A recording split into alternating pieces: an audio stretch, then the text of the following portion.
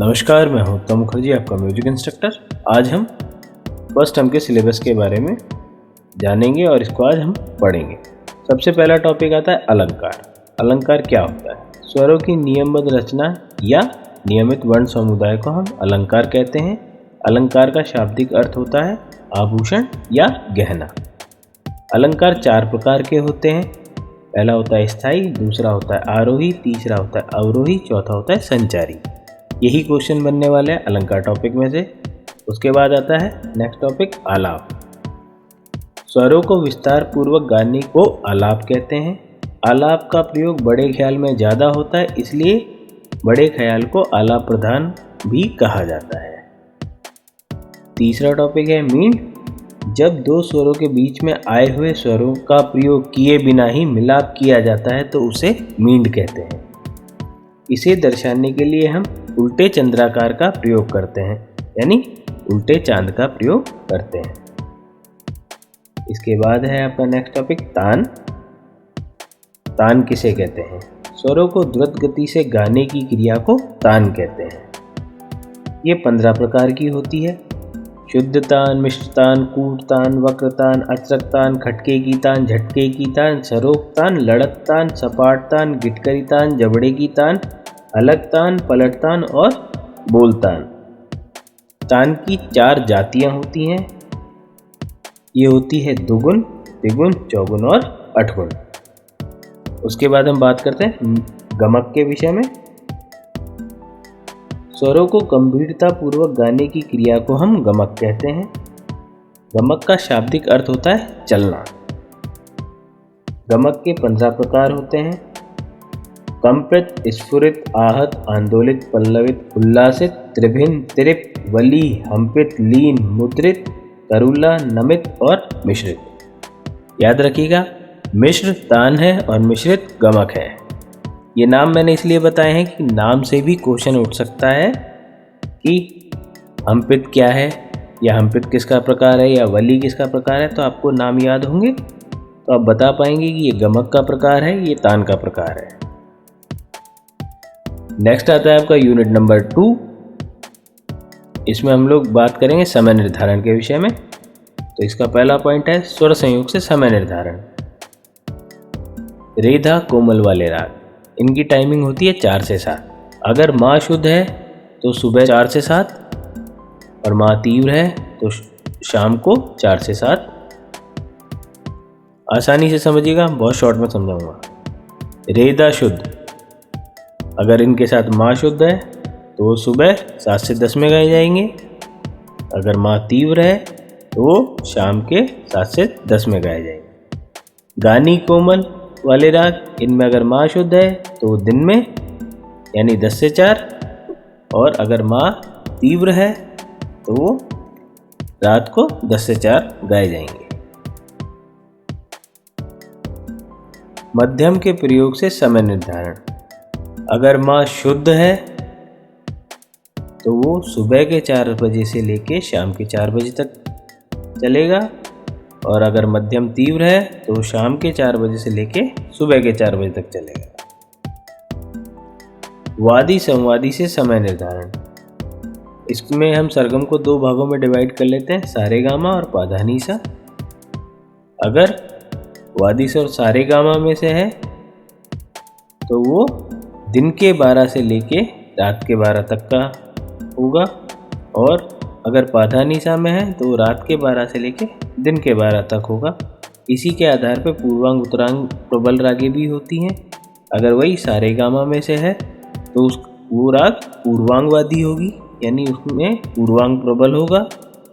अगर वादी स्वर पाधानी में से है तो वो उत्तरांग प्रबल होगी, क्योंकि पाधानी को हम उत्तरांग में लेते हैं। ऋतुओं के अर्थ पर समय निर्धारण।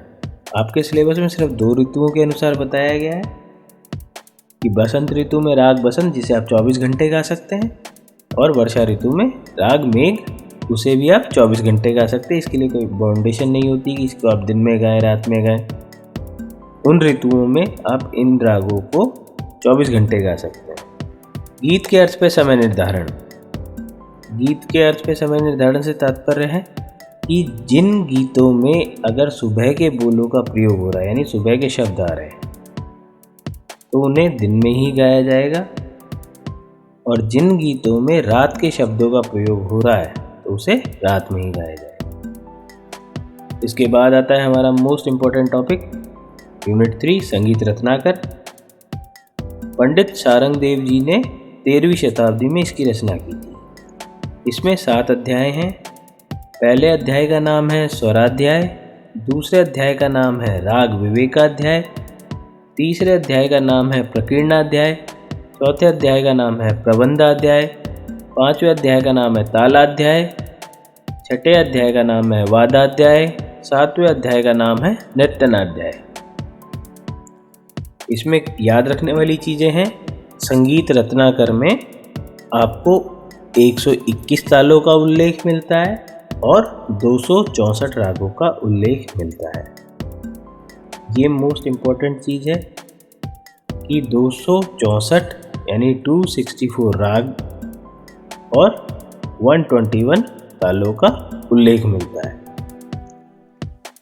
इस ग्रंथ को भरत मुनि के नाट्यशास्त्र और मतंग मुनि के बृहदेशी ग्रंथ के आधार पर बनाया गया है। तो क्या हम बात करते हैं यूनिट 4।